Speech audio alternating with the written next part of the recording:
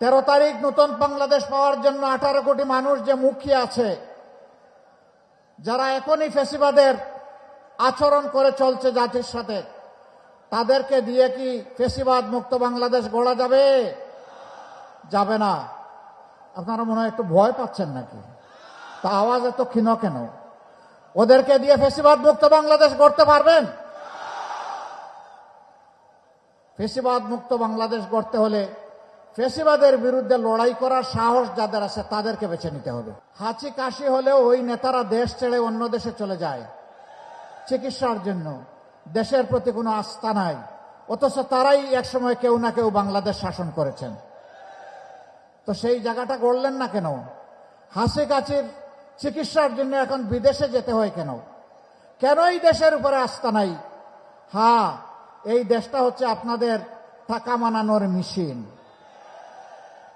জনগণের টাকা হাতিয়ে নেবেন, লুণ্ঠন করবেন, ব্যাংক ডাকাতি করবেন, শেয়ার বাজার লুণ্ঠন করবেন, তারপরে সমস্ত টাকা বিদেশে পাচার করে দেবেন। নিজের ছেলে মেয়েকে বিদেশের মাটিতে লেখাপড়া করাবেন। এখন তো বিয়ে শাদীও অন্য জাতির সাথে হচ্ছে, আপত্তি নাই। আপত্তি এক জায়গায় যে বাংলাদেশের কোনো মেয়ে এবং ছেলে আপনাদের পছন্দ হয় না। বড় ভালোবাসেন দেশটাকে, নিজে পড়ে আছেন ইনকাম জেনারেশনের জন্য অবৈধভাবে। আপনি আসল দেশপ্রেমিক। দেশপ্রেমিকের অভিনয় আমরা এই ভণ্ডামি আর দেখতে চাই না। দেশপ্রেমিক হলে সকল কাজে দেশপ্রেমের পরিচয় বাস্তবে দিতে হবে, মুখে নয়। মুখের কথা জনগণ এখন আর বিশ্বাস করে না অনেকের। মনে রাখবেন, যে মায়ের দামাল সন্তানেরা 24-এ জগদ্দল পাথর হিমালয় সমান ফ্যাসিবাদকে তাড়িয়েছে, সেই সন্তানেরা ঘুমিয়ে পড়ে নাই, তারা এখনো জেগে আছে। আগামীতে জনগণের ভোট নিয়ে কেউ যদি অন্য কোনো চিন্তা করেন, এই যুবকরা সিংহ হয়ে গর্জন করবে। সিংহের থাবা সামাল দিতে পারবেন না। সুতরাং নিজের ছাড়া কারো ভোটের দিকে হাত বাড়াবেন না। বেকার ভাতা দিয়ে আমরা তোমাদেরকে অসম্মান করতে চাই না। আমাদের যুবকেরা যারা লড়াই করে জীবন দিতে জানে অধিকারের জন্য, তারা বেকার ভাতার জন্য লড়াই করে নাই। তারা করেছে লড়াই তাদের মেধা এবং যোগ্যতা অনুযায়ী হাতে কাজ পাওয়ার জন্য। আমরা তোমাদেরকে কথা দিচ্ছি, ভাই ও বোনেরা, তোমাদের হাতকে এই দেশ গড়ার কারিগরের হাত হিসাবে আমরা গড়ে তুলব ইনশাআল্লাহ।